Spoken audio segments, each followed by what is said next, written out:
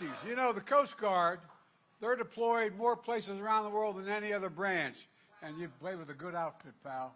Yes, sir. Thank you so much. Thank you. Thank you. I appreciate it, sir. Thank you so much. Thank you. Hello, Ann Arbor. Thanks for that introduction. You know, going from the Coast Guard to the plumbers and pipe fitters is a good move because they know how to both know how to fix. Sit down if you have seats. I said that about 8 months ago. I said, sit down. They didn't have any seats, and they said, see, he's too damn old. Look, your General President, Mark McManus. Where Mark is sitting behind me somewhere, isn't he? See, he didn't run, did he? All right, I tease him. The local 190 president, Dan, you're sitting next to him? Where's Dan?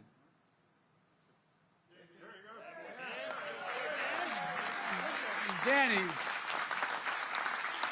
you're allowed to be up with us, you know, man. You're trying to avoid us. I get it. Look, plumbers and pipe fitters have been with me since the beginning. For my whole career, I've either been too young or too old, never in between. I got elected when I was 29 years old in a right-to-work state called Delaware that we changed. And guess what? Plumbers and pipe fitters were the fourth union that ever endorsed me when I was a 29-year-old kid running for the Senate.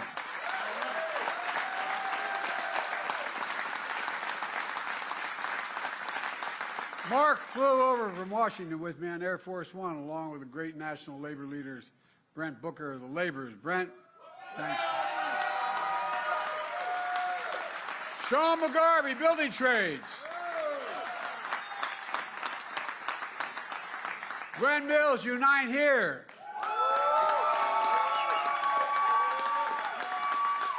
There you are.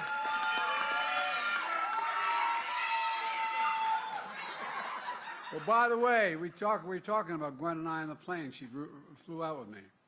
You know, I've heard the word, my dad used the word more than any other adjective, dignity. All these workers bust their neck. They provide our ability to sleep and walk and work and do anything. And they deserve to be treated with dignity. And that's exactly what she's doing.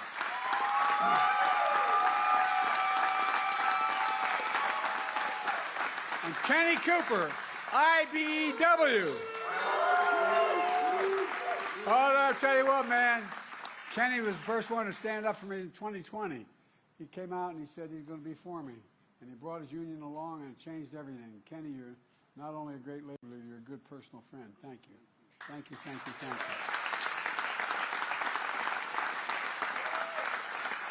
And not that it matters to you, but it mattered a hell of a lot to me. The first union that ever endorsed me as a 29-year-old kid.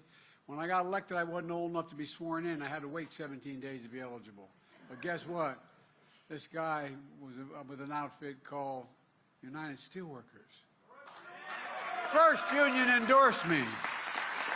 First union. I remember where they brought me in to see I.W. Abel, who was then president. And I could see him looking at the local rep from Delaware going, are you sure about this kid? You did it, man. Thank you. And we're going to make sure steel workers are still backbone of this country for a long, long time to come.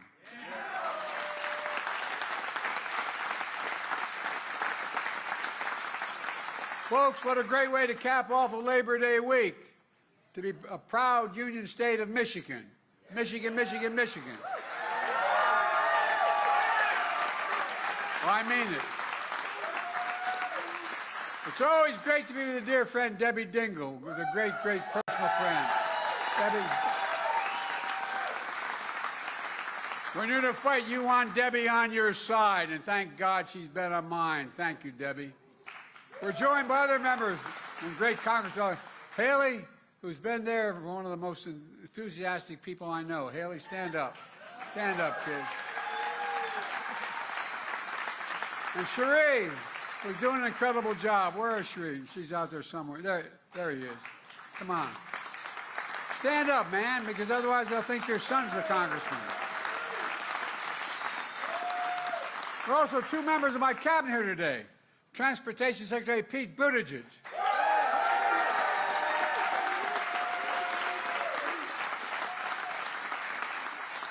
And Acting Labor Secretary Julie Su.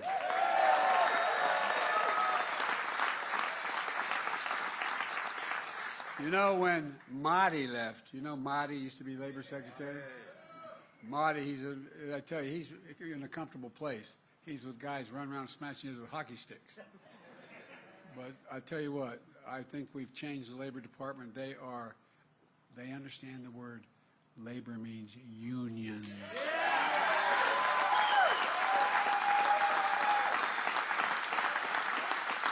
They make this administration the most pro-union administration in the history of the United States of America, period. That's why we're growing. It is.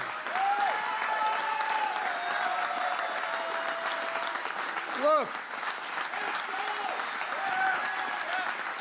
a lot of politicians have trouble saying the word union. It ain't worker, it's union. Union.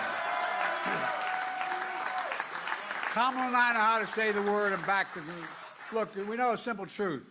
Wall Street did not build America. The middle class built America. When I started saying this years ago, the press looked at me like I was nuts, but guess what? I may be nuts, but I'm right. Not only did the middle class build America, you built the middle class. That's a fact. Labor unions built the middle class.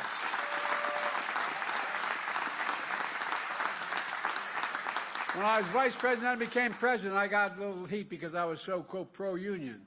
In fact, I asked the Treasury Department to do a study, and it shows that when union workers do well, every worker in America does better. Everybody does better. And by the way, it's the biggest reason why our economy is the strongest economy in the entire damn world. And that's not hyperbole. That's a fact. It all comes down to something my dad taught me, and I mean it sincerely. My dad ran an automobile agency in his last 20 years, and he'd come home for dinner before he went back and shut things down. Didn't own it. He was a manager. And our dinner table was a place we had conversation and incidentally ate. And my dad had an expression. He said, Joey, a job, and I mean, give me my word to this. He said, a job is about a lot more than a paycheck. It's about your dignity. It's about your place in your community. It's about being able to look your child in the eye and say, honey, it's going to be okay, and mean it.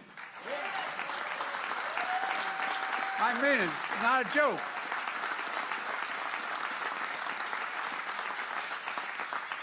These guys on the other team don't know what the hell it's all about.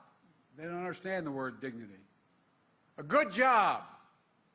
A job you can raise your family on. A job you can get without leaving your hometown without a college degree. I don't know how many times I've traveled across this country as a senator for 374 years. Actually, I'm only 40, but I was there 36 years. But look, I'm serious. As I travel the country, how many times did I hear, and all the rest of you hear, labor people working in other parts of the country, where, Mom, Dad, I can't stay. There's no jobs for me here. You got a job, Mom, Dad, but no place for me. How many times do people have to say that and move? Look at how many communities have been abandoned, left behind, whether they're red or blue, Democrat or Republican.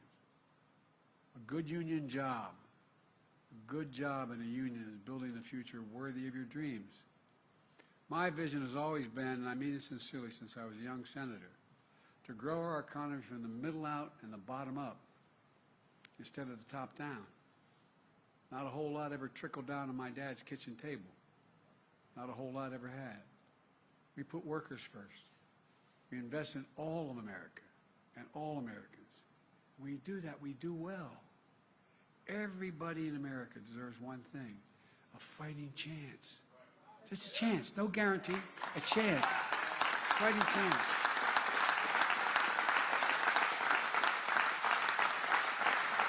And that's why Kamala and I are so proud of our record.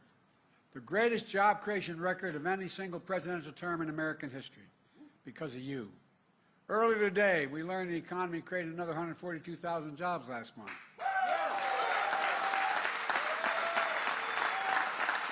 That's 42 straight months in a row, every single month increasing jobs to a total of 16 million new jobs since we took office. The fact. And they told us we couldn't do it. Over 1.6 million jobs in construction and manufacturing. Where in the hell is it written that America can lead the world again in manufacturing? We are leading the world in manufacturing, and we'll continue to. Unemployment is down, wages are up. Inflation is way down and continue to come down. I predict it's going to come down this month a little more.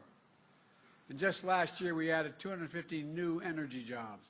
Clean energy jobs, growing twice as fast as any other sector of the economy. Clean energy. I know the other team doesn't think there's any such thing as global warming. Well, I like to put the other nominee for president, the former president, I'd like to put him in the middle of Arizona for a while. Clean energy workers are joining unions at the highest level in history, double any other portion of the workforce. I've said it before. When I think climate, I think jobs, good paying union jobs.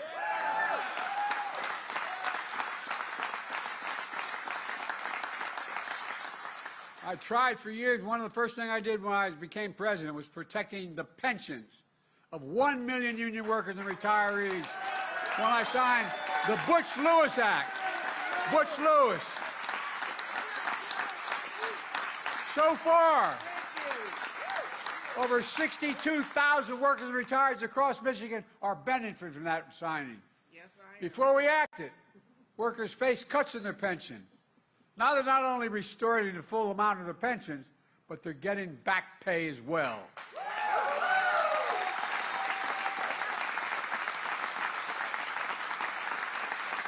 Where I come from, my family, we're making them whole again. It's a big deal, but let's be clear. Every Democrat in the Michigan delegation voted to protect those pensions, led by Debbie and others. But hear me now. Every single Republican in your delegation voted against protecting those pensions. Every single one. No, I'm serious. Not a joke. Every one. I've been around a long time in politics. It used to be Democrats and Republicans would argue like hell, but we'd work out compromises. But every one. Vice President Harris had to cast a tie-breaking vote in the United States Senate to make this pension bill real. Folks,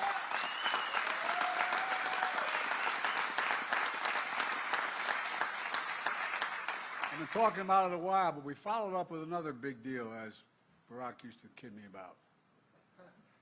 I call it Investing in America agenda. It's a simple proposition.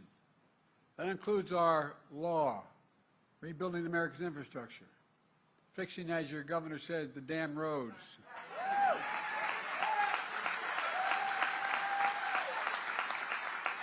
My predecessor, who's seeking office again, promised Infrastructure Week every week in the 4 years he was president. And he never built a damn thing. Not one thing.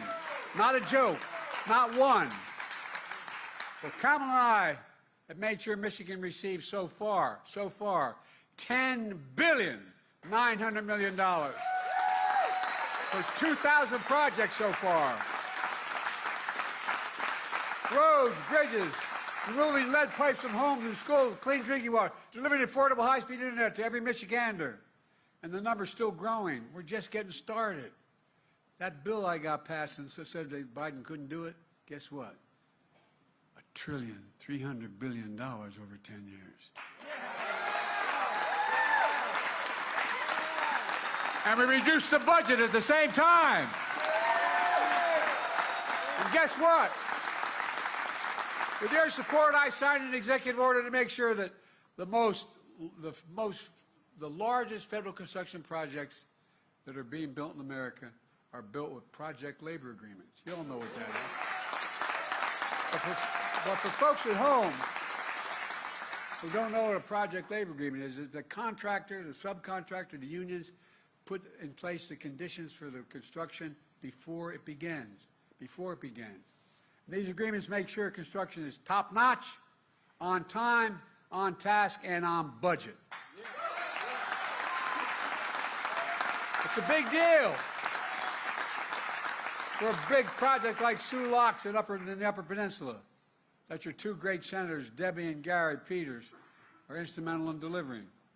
We're investing $693 million to build better locks, accommodate bigger shipping vessels, carry more products to market, get them there cheaper, and throughout the Great Lakes. It's already created hundreds of jobs, hundreds of union jobs, with more to come. But here's another big deal. Buy American. It's been the law of the land since the 30s, when the Republicans at the time under Roosevelt were trying to break unions and allow the companies to come in and crush them, prevent them happening. They passed laws relating to union movements and how they could not be interfered with. Well, but it also had a provision in it no one paid much attention to, that every penny a president is authorized to spend on any project that the Congress gives the money for has to go to doing two things: hiring an American worker and using the American product. Only time you could not use an American product or an American worker is when there was not one available, they didn't have the particular product. Well, guess what? Guess what? It was honored in the alternative. Only about 20% of all the money we spent went to hiring union labor, or forget union, hiring American labor, and using American products. Past administrations, including my predecessor, failed to buy American. You know why? They went overseas for cheaper labor. They supported companies sending, no, I'm not joking, think about it. Well, you said it better than I can. But here's the deal, they did. They sent it overseas because labor was cheaper and they'd import the product. Not anymore, not on my watch. Not on Kamala's watch either. We buy American. And we're making sure federal projects, building American roads, bridges, highways, we've made with American projects, built by American workers, creating a good living and American jobs. In fact, I'm requiring many of these kinds of projects to pay Davis-Bacon prevailing wage, increasing pay for 1 million workers over time. And many of these jobs don't require a college degree. In fact, Kamala and I expanded registered apprentices. Remember when the company said, we'll take care of the apprenticeship program? As they say in Southern, you done good with that, didn't you? Registered apprenticeship resulted in hiring over, just since we did it.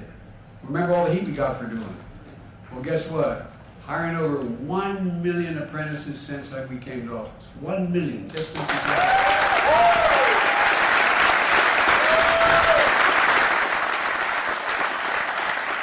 A lot of folks who aren't realize that apprenticeship is like earning a college degree.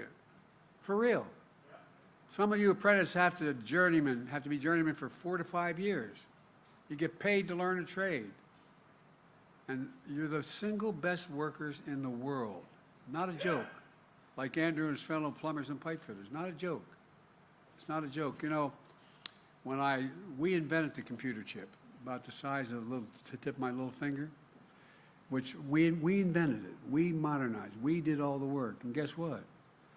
Other teams started exporting them overseas because labor was cheaper to build them, make them. Well, we ended up with a situation where I decided I was going to go start off. I went to, people thought, even some of my staff thought I was crazy. I said, I'm going to South Korea, and I'm going to talk to them about it because they were making a whole hell of a lot of these computer chips. And I met with Samsung. They ended up investing over $15 billion in the United States to build the fabs, first to construct the facility. A lot of work there, a lot of prevailing wage for construction work, and then the so-called fabs. They're about as big as a football field, not a joke, and they, in fact, where you actually make the computers. You don't need a college degree, and the average salary is over $102,000 a year. Well, guess what?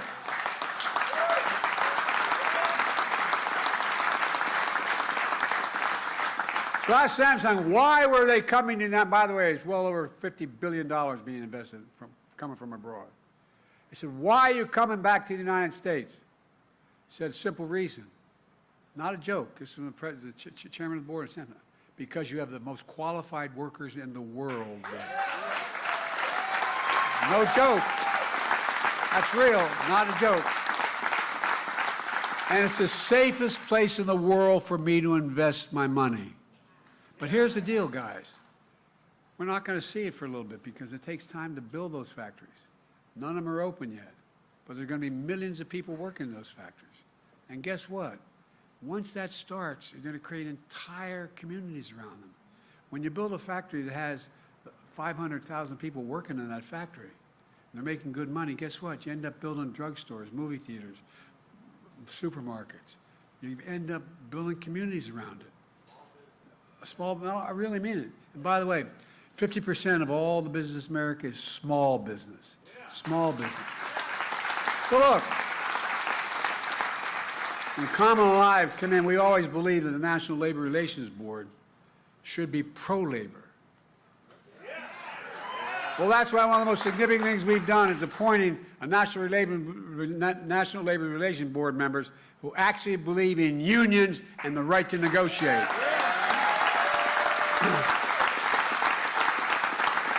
Look what's changed.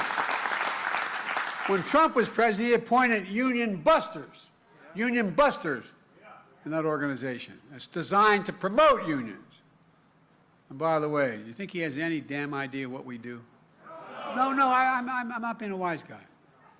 I mean, I wonder whether he has any notion what a hard day's work is. I mean, all he did was lose his father's money. And then get in trouble and have to owe a lot of other people money. And then borrow a lot of money and give tax cuts to the super wealthy and end up with the largest debt any president's left behind in 4 years. He has an incredible record. An incredible record. Oh, you think I'm kidding? Look at the numbers, man. And by the way, he and a guy who was maybe the worst Republican president ever before him ended up with, he's the only one other than the Republican president who, when he came to office, had more jobs than when he left office, lost jobs. Look, Kamala and I are focused on what Michigan is known for as well, the auto industry. I got through school, my dad managing an automobile dealership. That's how I got through school. I was proud to be the first president to walk the picket line and do it with the UAW.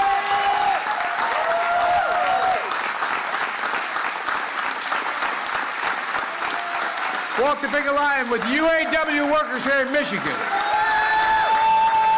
Kamala walked it as well.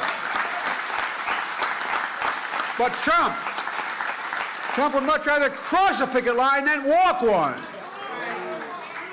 Look, the UAW's historic wage increase have led to virtually every automaker across the country to raise wages as well. They're not only unions, with recent hardworking success, from the SEIU to the writers and actors, dock workers, healthcare workers, baristas, warehouse workers, and so many more. We've made a lot of progress, but we still have more to do. That's why we're here today. In a few minutes, I'm going to sign another groundbreaking executive order. It's called the Good Jobs Executive Order. For the first time in our history, the official policy of a presidential administration is to specify a clear list of higher labor standards for jobs created through my Investing in America agenda. And here's what my executive order will do.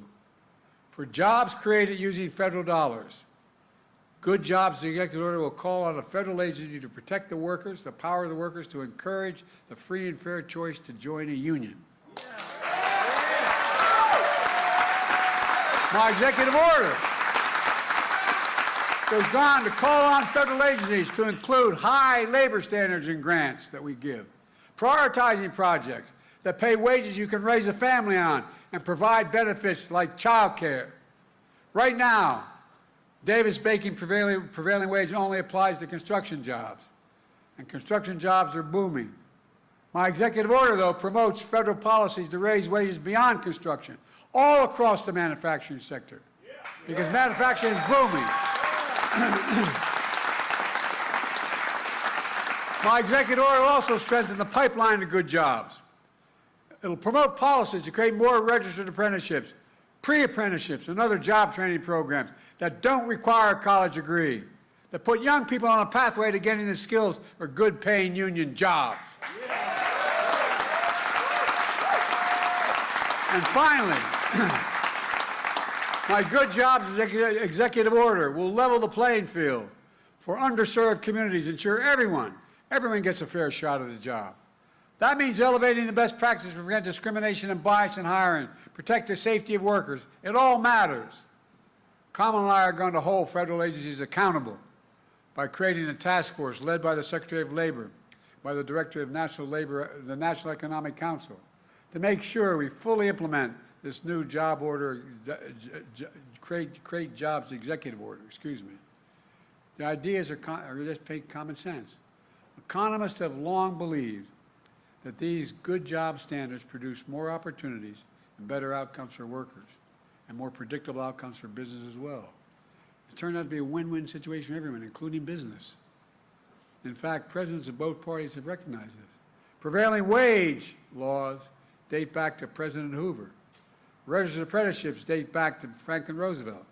But too many presidents like my predecessor have looked the other way as companies trample on the rights of workers while cashing in their big government checks. But not anymore.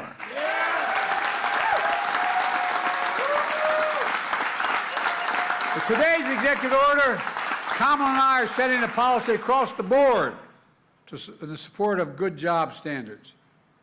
And from this point onwards, any president who disagrees with that is going to have to say so out loud, say it to your face, and repeal that order, and I want to see them try to do it. Let me close with this. In 2020, I said one of the reasons I was running was to rebuild the backbone of America, the middle class. Nearly 4 years later, we've done just that. In thousands of cities and towns across the country, we're seeing the great American comeback story. My predecessor believes America is a failing nation. He's a failing president, a failing man. He's wrong. America isn't failing. We're winning. We are the indispensable nation in the world. We're the nation of dreamers and doers that led to the greatest advances in human history over the last 200 years. That's who we are. But my predecessor doesn't get it. He refused to visit an American cemetery in France that I was just near because, according to his own chief of staff, a 4-star Marine general, Trump said those servicemen buried there are suckers and losers. My son died because of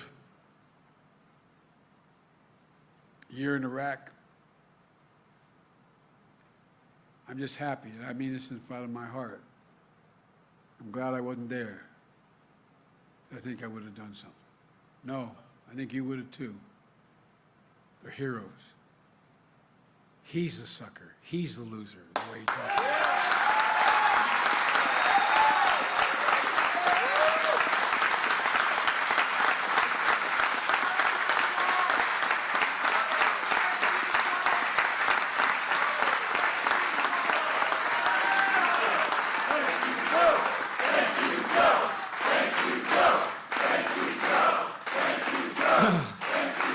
I'm sorry. I'm sorry to get emotional about that, but but I miss him. He was the Attorney General of the state of Delaware and volunteered to go anyway. Our servicemen and veterans are heroes. And you, the American worker, are heroes in this comeback story. You're the reason for the comeback story.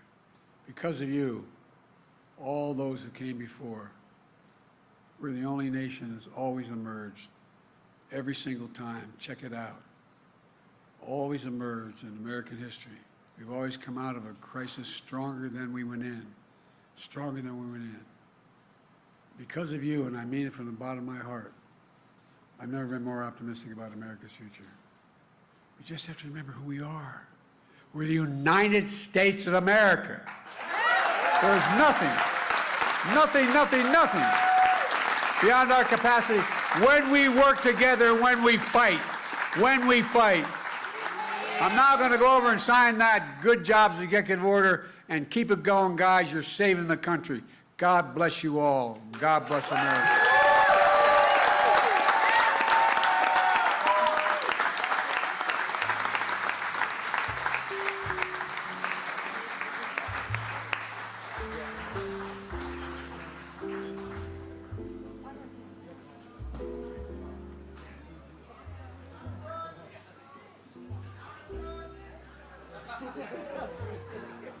Timing is everything.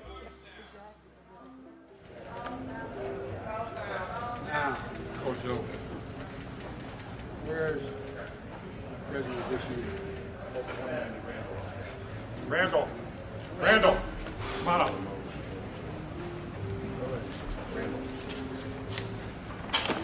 Real fathers cry.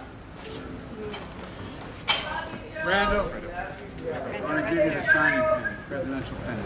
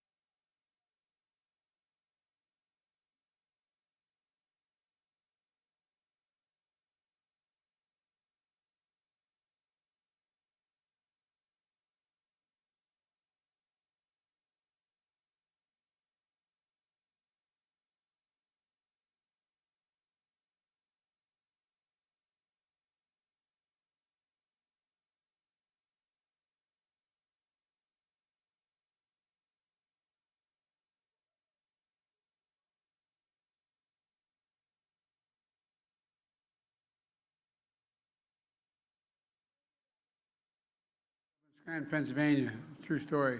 He yelled, "Joey, keep the faith." My grandmother Finney would come out and say, "No, Joey, spread it. Spread the faith, guys. Let's go." You have an extra.